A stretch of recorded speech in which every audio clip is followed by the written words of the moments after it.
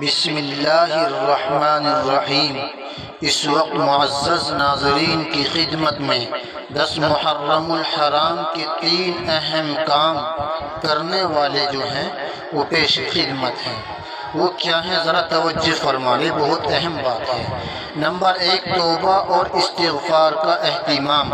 نبی پاک صلی اللہ علیہ وسلم نے ارشاد فرمایا، محرم اللہ کا مہینہ ہے، اس میں ایک دن یعنی 10 محرم ایسا ہے جس میں اللہ نے ایک قوم یعنی بنی اسرائیل کی توبہ قبول فرمائی تھی، اور اس دن اللہ تعالی دوسری قوموں کی بھی توبہ قبول فرمائیں گے۔ یہ حدیث ترمذی شریف کے اندر ہے۔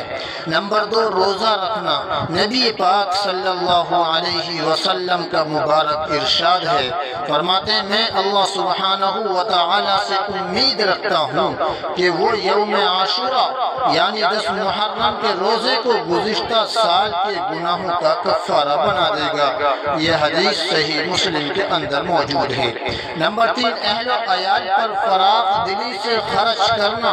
نبی پاک صلی اللہ علیہ وسلم نے ارشاد فرمایا، جو آدمی عاشورہ یعنی 10 محرم کے دن اپنے اہل و عیال یعنی گھر والوں پر فراخ دلی سے خرچ کرے گا، اللہ سبحانہ و تعالی اس کے رزق میں سال بھر کشادگی عطا فرمائے گا۔ المعجم الکبیر للطبرانی۔ اس لیے اپنے دینی بھائیوں سے محبت سے میں یہ درخواست کر رہا ہوں کہ آپ ان 3 کاموں کا اہتمام فرمائیں۔ نمبر 1، توبہ اور استغفار۔ نمبر 2، روزہ رکھنا۔ نمبر 3، اپنے گھر والوں پر اور دنوں کے مقابلے میں فراخ